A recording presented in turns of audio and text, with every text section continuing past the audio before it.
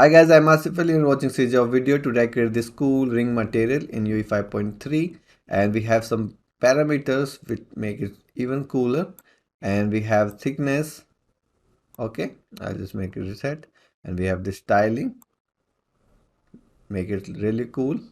And then you can also change the color if you want, like this. Looks really cool.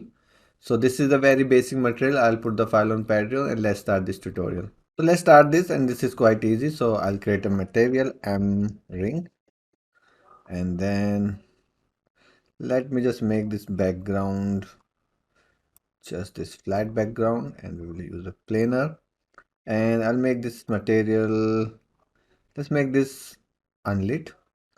Let it be opaque, although you can make it translucent if you want. Okay, let's use translucent for now. Okay, so what you have to do, you have to take a radial, exponent, and